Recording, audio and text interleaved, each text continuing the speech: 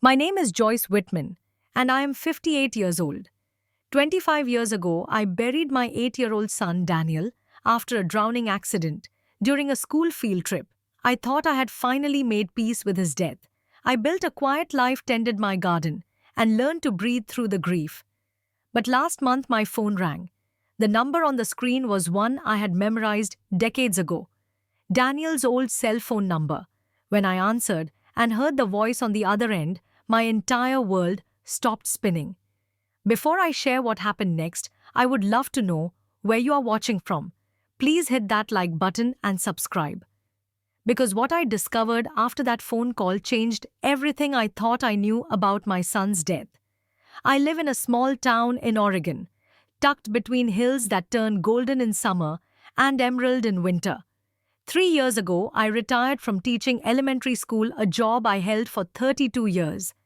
My days now follow a gentle rhythm. I wake at 6, make coffee in the same blue mug I have used since Daniel was born, and step into my backyard garden. The roses need attention. The tomatoes require staking. The work keeps my hands busy and my mind from wandering too far into the past. My house is small, just 2 bedrooms. One is mine.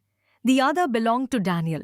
For 25 years, I could not bring myself to change it. His drawings still cover one wall. A model airplane sits half-built on his desk. His favorite blanket, faded and worn, lies folded at the foot of his bed. I dust the room once a month, but I never go inside otherwise. It hurts too much. Every June 15th, I drive to Riverside Cemetery. I bring white roses because Daniel loved their simplicity. I sit by his headstone for an hour, sometimes two. I tell him about my garden, about the students I remember, about how much I miss him. Then I go home and make his favorite dinner, blueberry pancakes, even though I eat alone. I thought this was healing. I thought this was moving forward. But the truth is, I was just surviving. I was going through motions, avoiding the deepest parts of my grief. I never truly examined what happened that day at the lake. I accepted the official report. Accidental drowning. No signs of foul play. A tragedy, but nothing more. Until that Friday afternoon last month. I was in my garden pulling weeds from around the tomato plants. The soil was warm under my fingers. Birds sang in the maple tree that shades my backyard. My phone, resting on the porch railing, began to ring. I wiped my hands on my jeans and walked over to check. The number made my heart stop. 503-555-0142. It was the first cell phone I ever bought for Daniel. He was 7 years old and I wanted him to have it for emergencies. He was so proud of that phone. He kept it in a special pocket of his backpack. He only used it to call me after school to say he was safe.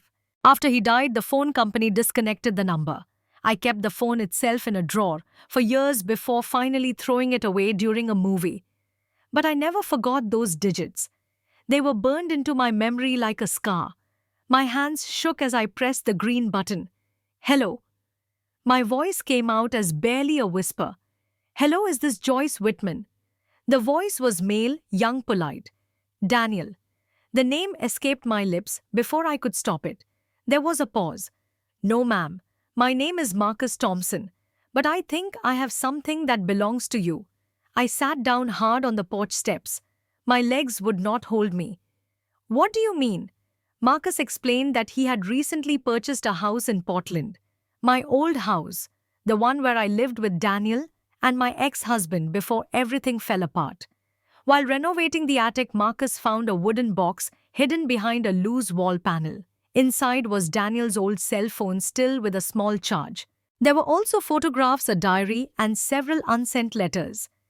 I looked up the phone number and found your information online, Marcus said. I wanted to return these things to you. They seem important.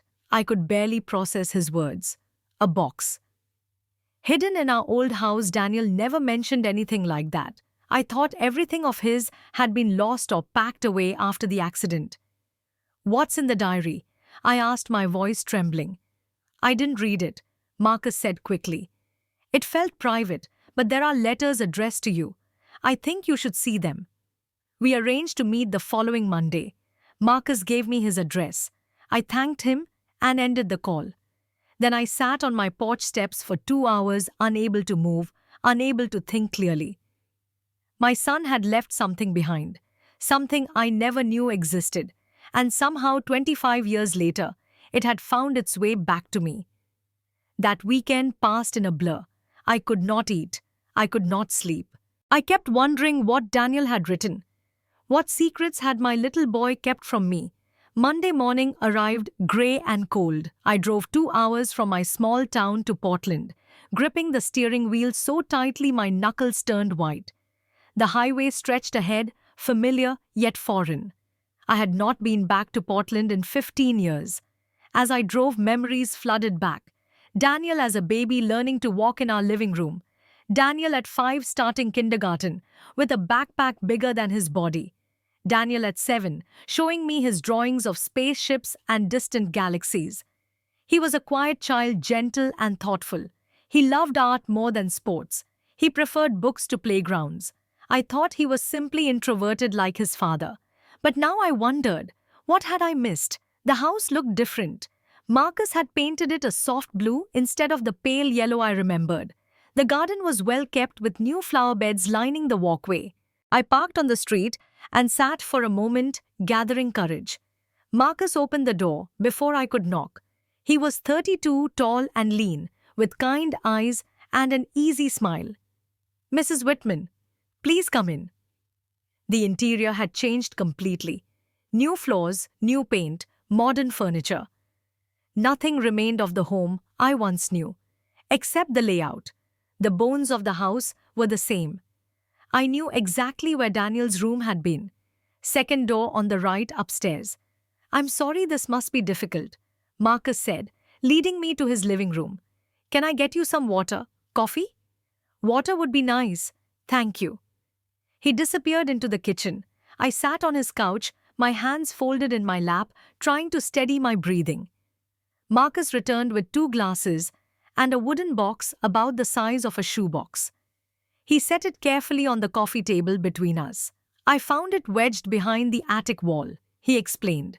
"The previous owners must have missed it during their renovations. Or maybe it was hidden deliberately. I don't know." I stared at the box. Plain wood, no markings, slightly dusty. "May I?" "Of course. It's yours." With trembling fingers, I lifted the lid. Inside lay Daniel's old phone, the black Nokia I remembered so well. Beneath it were 5 Polaroid photographs. I picked them up carefully. Daniel at school, standing with 3 other children I did not recognize. Daniel at a playground sitting alone on a swing. Daniel in our backyard. But the photo was taken from an odd angle, as if secretly. Daniel drawing at his desk, but his face looked sad. One photo showed Daniel with a bruise on his arm. Under the photos was a small blue notebook. Daniel's handwriting on the cover. "Private, do not read." And at the bottom 3 letters on lined paper, folded but never sent, each one addressed to me. I looked up at Marcus. "Did you really not read any of this?" "No, ma'am, it didn't feel right. These are between you and your son." I appreciated his respect, but now I felt afraid. Why had Daniel hidden these things? What was he trying to say? "Would you mind if I read these here?" I asked. "I don't think I can wait until I get home." "Take all the time you need," Marcus said gently. "I'll be in the kitchen if you need anything." I picked up the first letter. The paper was soft with age. The pencil marks faded, but still readable. Daniel's handwriting was messy, the writing of a child who had not yet mastered cursive. "Dear Mom, I don't know how to tell you this. At school there are some kids who are not nice to me. They tease me. They call me weak. They hide my school supplies. Mr. Harrison doesn't believe me when I tell him. I'm scared Mom will be sad if she knows. I try to be strong like Mom always says. But I'm so tired, Mom. Love, Daniel." Tears blurred my vision. I had to set the letter down and press my hands to my face. Daniel had been bullied. My sweet, gentle boy had suffered, and I never knew. I never noticed. How could I have been so blind? I forced myself to pick up the second letter. My hands shook so badly the paper rustled. "Dear Mom, today they pushed me down the stairs. I have a bruise on my arm. I told the school nurse I fell, but I didn't fall. It was them. There's a boy named Tyler. He's bigger than me. He said if I tell anyone, he'll hurt Mom. I'm scared. I don't want them to hurt you. So I won't tell. I'll be brave. I'm sorry I'm not strong enough. I love you, Daniel. A sob broke from my throat. Tyler, a name I had never heard before. Daniel had been physically hurt, threatened, and he kept it secret because he wanted to protect me. I should have seen the signs. The bruises, he said, came from playing. The quietness that grew deeper each month. The way he stopped talking about school. I had been so consumed with my failing marriage, with the arguments and the divorce proceedings, that I did not pay attention. I was his mother. I should have known. With dread, I unfolded the third letter. The handwriting was more frantic, less controlled. Mom, I'm sorry I'm not strong enough. Every day is the same. Tyler and his friends won't stop. I gave them my lunch money, but they still hurt me. I told Miss Patterson, but she said I'm too sensitive. Nobody believes me. I don't want to go to school anymore. I want to disappear. Maybe if I'm not here, everything will be better. I love you so much, Mom. I'm sorry. Daniel. The letter slipped from my fingers. I want to disappear. Maybe if I'm not here, everything will be better. Those words echoed in my mind like a terrible scream. I grabbed the blue notebook with shaking hands and opened it. The pages were filled with Daniel's childish handwriting. Entries dated over several months before his death. March 15th, Tyler and his friends took my backpack and threw it in the toilet. Everything got wet. I had to throw away my math homework. April 22nd. They made me give them $5. I took it from Mom's purse. I'm sorry. I'm a bad son. May 10th, I told Miss Patterson again. She said I need to toughen up. She said boys will be boys. But why do boys have to be mean? June 12th, the field trip is in 3 days. I don't want to go. Tyler will be there. I'm scared. June 12th. 3 days before Daniel died, I flipped to the last entry. June 14th, 1 day before the field trip. 1 day before my son drowned. Tomorrow we go to Silver Lake. I don't want to go. I tried to tell Mom I feel sick, but she said fresh air will be good for me. I'm scared of what Tyler will do. There won't be many teachers watching. What if he hurts me again? What if something bad happens? I don't know what to do. I'm so scared. The notebook fell from my hands. I doubled over, gasping for air. Daniel had been afraid. He knew something might happen. And I sent him anyway. I told him fresh air would be good for him. Marcus rushed in from the kitchen. Mrs. Whitman, are you okay? My son didn't die in an accident, I whispered. He was murdered. They killed him. Marcus knelt beside me, his face full of concern. What do you mean? Through tears, I told him everything. About the letters, the diary entries, the bullying, about Tyler and the threats, about the fear Daniel felt going to that lake. The police report said it was an accident. I said, my voice breaking. They said Daniel wandered away from the group and went into the water alone. They said he must have slipped and hit his head. No signs of foul play. Case closed. But you don't believe that anymore. No, I think those boys did something to him. I think they hurt him and left him to drown. And the school covered it up. Marcus sat back on his heels, processing this. What are you going to do? I looked at the letters scattered on the coffee table, at the diary that held my son's pain, at the evidence of a truth I never knew existed. I'm going to find out what really happened, I said. Even if it's been 25 years. Even if everyone wants to forget. I'm going to find the truth. Marcus nodded slowly. Then let me help you. I drove home that evening with the wooden box on my passenger seat. I could not stop thinking about Daniel's words. The fear, the loneliness, the desperate hope that someone would help him. I had failed my son when he was alive, but maybe I could still fight for him now. Back home, I spread everything from the box across my dining room table. I pulled out old files from a storage closet, the police report from Daniel's death, the school's incident report, newspaper clippings I had saved. The police report was brief. On June 15th, 25 years ago, 32 students from Riverside Elementary went on a field trip to Silver Lake. 4 teachers and 2 parent volunteers supervised. At approximately 2 in the afternoon during free time, Daniel Whitman was discovered missing. A search began immediately. His body was found an hour later in shallow water near the eastern shore. The medical examiner determined cause of death as drowning. No signs of trauma. No witnesses to the incident. Ruled accidental. But now I read it differently. No witnesses, or no one willing to speak. I called Riverside Elementary the next morning. A cheerful secretary answered, "Hello, this is Joyce Whitman. My son attended your school 25 years ago. I'm trying to obtain some old records." "Oh, I'm sorry, ma'am. Student records from that long ago have been destroyed per district policy. Is there something specific I can help with? Were there any incident reports filed about bullying involving my son?" A pause. "I don't have access to information that old. You might try contacting the district office." The district office gave me the same answer. Records destroyed. Information unavailable. Dead ends everywhere. But I remembered a name from Daniel's diary. Miss Patterson, his teacher. The one he tried to tell about the bullying. I spent 2 days searching online, social media, public records. Finally, I found her, Patricia Patterson, now 67. Living at Meadowbrook, senior community, about an hour away. I called. A woman answered, her voice elderly but clear. "Miss Patterson, my name is Joyce Whitman. You taught my son Daniel 25 years ago." Silence. "Miss Patterson." I remember Daniel. Her voice was barely audible. "Why are you calling?" "I need to talk to you about what happened to him. Please, it's important." Another long silence. Then, "Come see me tomorrow, 2 in the afternoon." She gave me her address and hung up. The next day I drove to Meadowbrook.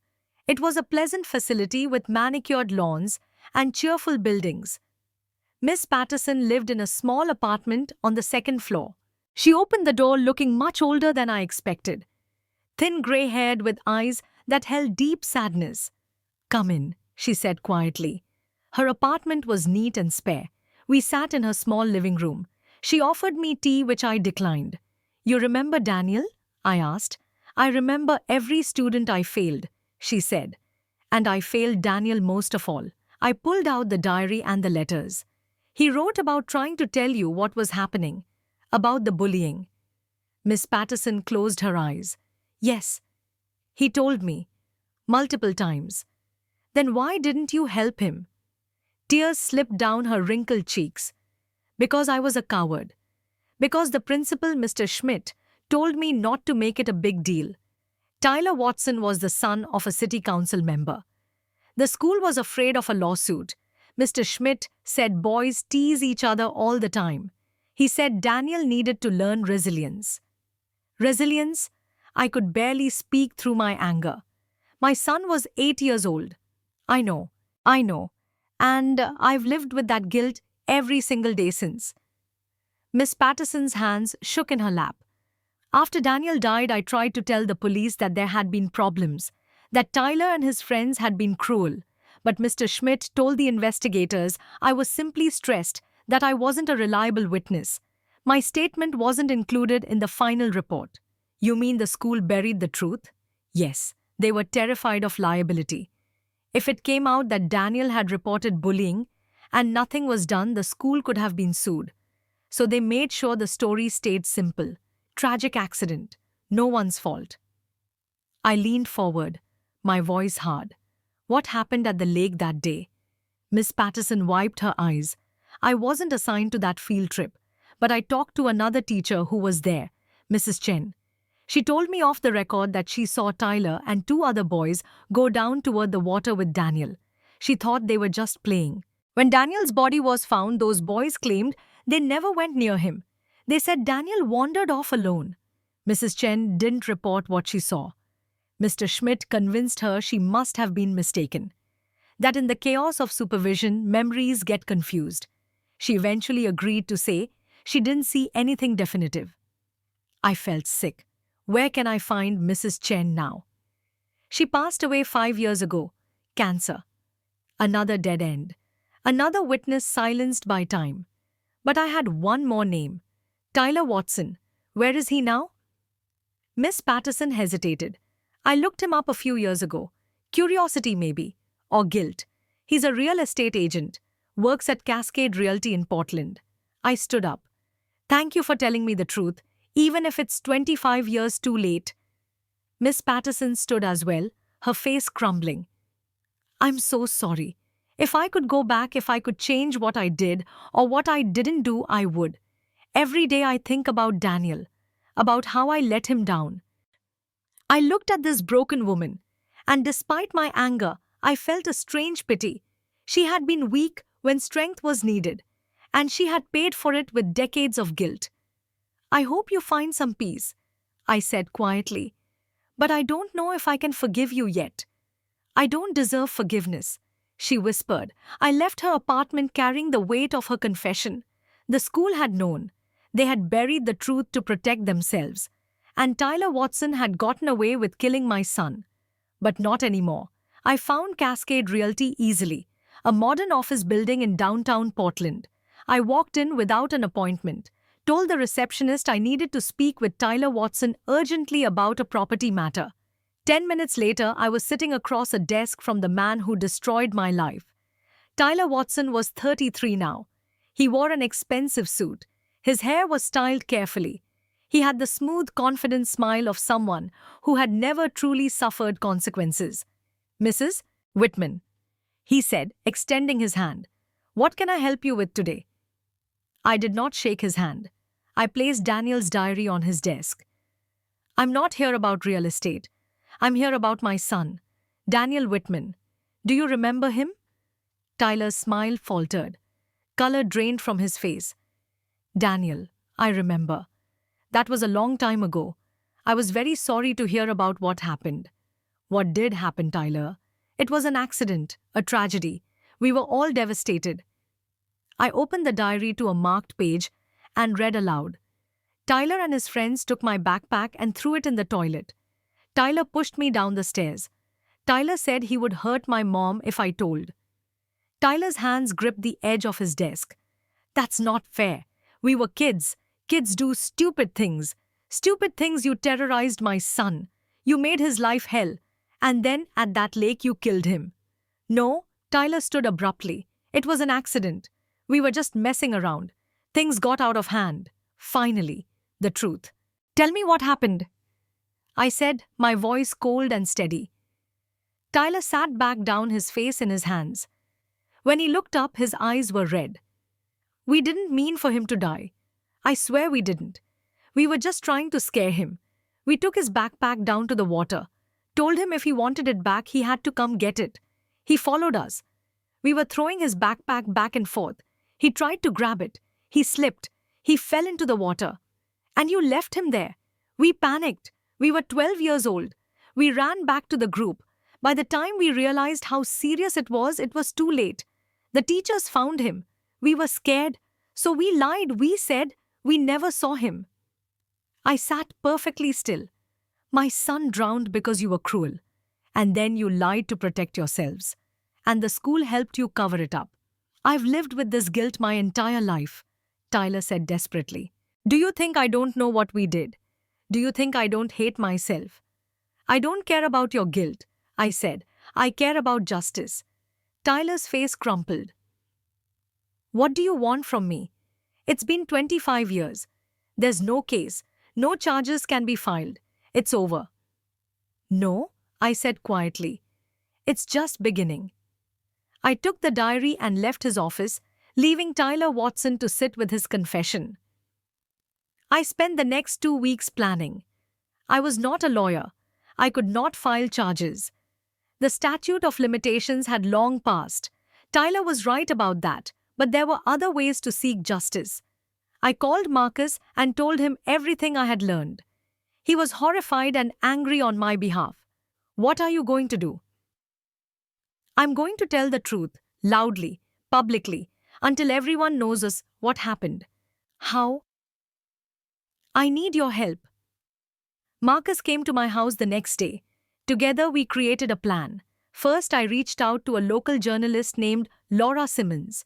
She specialized in investigative pieces about education and child welfare. I sent her an email with the full story and scans of Daniel's diary and letters.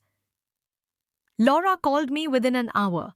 This is heartbreaking and important. I want to write about it, but I need more sources, more evidence. What do you need? Can you get Tyler Watson to go on record? I'll try. I also created a Facebook page called Justice for Daniel Whitman. I posted Daniel's story, the diary entries, the letters. I explained what the school had done, how they buried the truth. Within days, the page had hundreds of followers. Then something unexpected happened. Parents from Daniel's old school began reaching out. Private messages, comments, each one sharing their own stories. My daughter was bullied at Riverside too. The school did nothing. My son was beaten up by Tyler Watson and his friends. We complained, but they said it was rough play. The school threatened to expel my child if we made noise about the bullying. They said we were overreacting. A pattern emerged.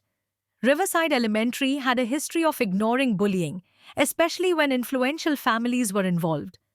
One mother, Karen Rodriguez, contacted me directly. My son was on that field trip. He saw what happened to Daniel, but he was too scared to tell anyone back then. He's willing to talk now. Her son, now 33, gave me a statement. He confirmed seeing Tyler and two other boys force Daniel toward the water. He saw them taunting him. He saw Daniel slip and fall. He saw them run away. I was 8, he told me over the phone. I didn't understand what I was seeing until later. By then, everyone said it was an accident. I thought maybe I remembered wrong, but I didn't. I saw it. Armed with this new testimony, Laura wrote her article. It was published in the Portland Tribune. The headline read, 25 years later, a mother's fight for truth and justice. The article detailed everything. Daniel's bullying, the school's cover-up, Tyler's confession, the witness who finally spoke. The response was immediate and overwhelming. Local news channels picked up the story. I was invited to appear on morning talk shows. Parents from across the state shared similar experiences. Calls for school reform grew louder. Tyler Watson issued a public apology on social media. I am deeply sorry for my actions 25 years ago. What I did was cruel and unforgivable. I have contacted the Whitman family privately to apologize. I am committed to supporting anti-bullying initiatives and working to prevent other children from suffering, as Daniel did. His apology felt hollow, but it was a start. The real change came from the school district. Under public pressure, the superintendent announced a comprehensive review of bullying policies. Riverside Elementary implemented new protocols. Mandatory training for all staff. A zero-tolerance policy for harassment. A dedicated counselor for students who reported problems. But I wanted more than policy changes. I wanted something lasting. Something that would honor Daniel's memory and help other children. So I started a foundation. Daniel's Light Foundation, a non-profit dedicated to supporting bullying victims and their families. Marcus volunteered to help. He designed our website. He served on the board of directors. Together, we created programs, free counseling services, a 24-hour hotline, educational workshops for schools. Within 6 months, we had helped 50 families. Children who were being bullied now had someone to turn to. Parents who felt helpless now had resources. Riverside Elementary became our first partner school. They implemented our curriculum. They trained their staff using our materials. Standing in that school, walking its hallways, for the first time in 25 years, I felt something shift inside me. This place had failed my son, but now it was helping save others. Daniel's suffering had not been meaningless. His story was changing lives. A year passed since Marcus called me with Daniel's number.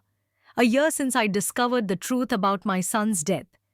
My life had transformed completely. I no longer spent my days in quiet isolation, tending a garden and avoiding the past. Now I traveled to schools across Oregon. I spoke at assemblies. I told Daniel's story. I taught children to speak up when they were hurting. I taught adults to listen. Marcus remained my closest friend and strongest supporter. We spoke every week. He attended board meetings for the foundation. He helped organize fundraisers. Sometimes he drove to my small town just to have coffee and talk. Our friendship was unexpected but precious. He was young enough to be my son. In some ways, I think we both saw that possibility. I treated him with motherly care. He looked after me with gentle concern. We filled empty spaces in each other's lives. One Saturday afternoon, Marcus invited me back to the Portland house. "I want to show you something," he said mysteriously. When I arrived, he led me upstairs to what had been Daniel's room. He had converted it into a home office. But on one wall he had created a small memorial. Daniel's drawings hung in simple frames. The spaceship sketches, the star charts, the colorful dreams of a little boy. Below them a small plaque read, "In memory of Daniel Whitman, may his light continue to shine."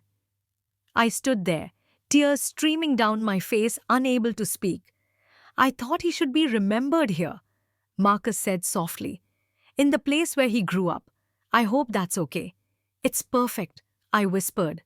We stood together in silence, honoring the boy who brought us together. The next day was June 15th, the 26th anniversary of Daniel's death. This year, I did not go to the cemetery alone. Marcus came, Laura came, Miss Patterson came leaning on a cane but determined to be there. And to my surprise, 12 parents from our support group came. Some brought their kids who had been bullied and found help through Daniel's light. We gathered around Daniel's grave. I placed white roses, as I always did. But this time, others placed flowers too. Sunflowers, daisies, carnations. The grave became a garden of color. I read a letter I had written to Daniel. "My dear son, I'm so sorry I did not protect you when you needed me most. I'm sorry I did not listen. I'm sorry I let you face your fears alone. But I want you to know that your life mattered. Your suffering was not meaningless. Because of you, other children are safe now. Because of your courage in writing those letters and leaving behind your truth, we were able to change things. You are saving lives, Daniel. Every day, I promise to continue this work for as long as I live. I love you forever." Many of us cried. Some shared their own memories or words of gratitude. It was painful but also healing. A community formed around shared loss and hope. Afterward, we went to lunch together at a small cafe Daniel used to love. We shared stories. We laughed at happy memories. We cried at sad ones. We supported each other. I realized something profound in that moment. For 25 years, I had been alone in my grief. I had built walls around my pain, thinking that was strength. But true strength came from opening those walls, from letting others in, from transforming personal tragedy into collective healing. It has been 14 months since that phone call changed my life. I sit in my garden on a warm afternoon similar to the day when everything began. But I am not the same person I was then. I am no longer just a retired teacher living quietly in grief. I am an advocate, an activist, a voice for children who cannot speak for themselves. I am the founder of an organization that has now helped over 200 families. I am a mother who finally found a way to honor her son's memory. My phone rings often these days. Calls from parents seeking help. Calls from schools wanting to implement our programs. Calls from journalists wanting interviews. My quiet life is gone, replaced by purpose and meaning. Daniel's room in my house has changed too. I finally opened it fully. I kept his drawings and special items, but I added something new. A bulletin board covers one wall, filled with letters and drawings from children we have helped. Thank you notes, success stories, pictures of smiling kids who found safety and support through Daniel's light. Every time I look at that board, I see my son's legacy growing. I have learned so much this past year about listening, about advocacy, about the power of truth, about forgiveness. Yes, even forgiveness. I do not hate Tyler Watson anymore. He was a child when he made terrible choices. He has spent his adult life carrying that burden. His public apology opened doors for conversation about accountability and change. He now donates regularly to our foundation and speaks at some of our events about his experience and regret. Forgiveness does not mean forgetting. It does not mean excusing what happened. It means releasing the poison of hatred from my own heart. It means choosing to honor Daniel through creation rather than destruction. I have also forgiven myself. For years I carried crushing guilt. How could I not have seen Daniel's pain? How could I have been so blind? But I have learned that guilt without action is just self-punishment. The past cannot be changed, but the future can be shaped. I was not the perfect mother. I missed signs I should have seen. I was distracted by my own problems. But I loved Daniel with everything I had. And now, in his name, I am protecting other children. That is how I make amends. Marcus helped me understand this. During one of our coffee conversations, he said something that stayed with me. You cannot change what happened to Daniel, but you can change what happens because of Daniel. That is the gift you are giving him now, the gift of meaning. He was right. I often think about that phone call. If Marcus had not bought that house, had not found that box, had not tracked me down, I would still be living in my small bubble of false peace. I would never have known the truth. I would never have found this purpose. Sometimes the most painful discoveries lead to the most profound transformations. I want anyone listening to this story to understand a few things. If you are a parent, please truly listen to your children. Not just to their words, but to their silences. Notice changes in behavior. Create safe spaces for difficult conversations. Do not assume everything is fine just because your child does not complain. Daniel tried to tell me in subtle ways. I just was not paying attention. If you are an educator or work with children, please believe them when they ask for help. Do not dismiss their concerns as oversensitivity or drama. One caring adult can save a child's life. One indifferent adult can destroy it. You have more power than you realize. If you're experiencing loss, know that healing is not linear. It is messy and complicated and takes time. But you can transform your pain into purpose. You can honor those you have lost by helping others. It will not erase the hurt, but it will give it meaning. And if you have made mistakes, if you have hurt someone, know that it is never too late to apologize and try to make amends.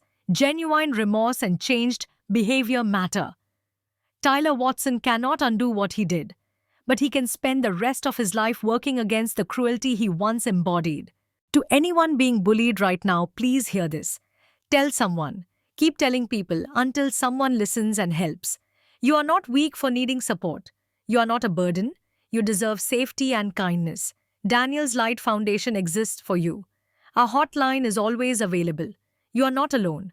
Last week I received a letter that made me cry. It was from a 10-year-old girl named Emma. She wrote, "Dear Mrs. Whitman, thank you for sharing Daniel's story. I was being bullied at school. Kids were mean to me every day. I was scared to tell anyone. But after I heard about Daniel, I told my mom. She talked to the school. They helped me. Things are better now. I think Daniel would be happy that his story helped me. Thank you for being brave and telling the truth." I taped Emma's letter to my refrigerator. I look at it every morning. That letter is why I do this work. That little girl is alive and safe because Daniel's story was told. Because I refuse to let the truth stay buried. How many other children will be saved? Because of Daniel, I will never know the full count. But I know it is growing. That phone call 14 months ago was not just Marcus reaching out. It was Daniel reaching out. Through time, through impossibility, my son found a way to speak to me one last time. Not through supernatural means, but through the evidence he left behind. Through his words, his pain, his truth. He left me a message. And that message was, "Mom, please do not let my suffering be forgotten. Please make it mean something. I heard you, Daniel. And I am keeping my promise." Perhaps that is what the phone call was always meant to teach me. That Daniel never truly left. He lives in every child we save. He lives in every policy we change. He lives in every parent who learns to listen. He lives in every bully who learns to be kind instead. That is not resurrection. That is legacy. And it is the most powerful way a person can continue to exist. So when people ask me how I found the strength to do all this, to face such painful truths, and turn them into action, I tell them the truth. I did not find strength. Daniel gave it to me. Through his words, through his story, through his enduring light. That light will never go out. I want to ask you something. Have you ever missed warning signs that someone you love was struggling? Have you witnessed injustice and stayed silent? What will you do differently now? Please share your thoughts in the comments below. Your story might help someone else find courage.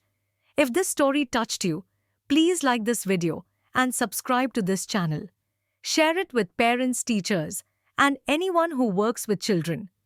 The more people who hear Daniel's story, the more children we can protect. Thank you for listening. Thank you for caring. And thank you for helping keep Daniel's light shining bright. May you find peace in your own journey.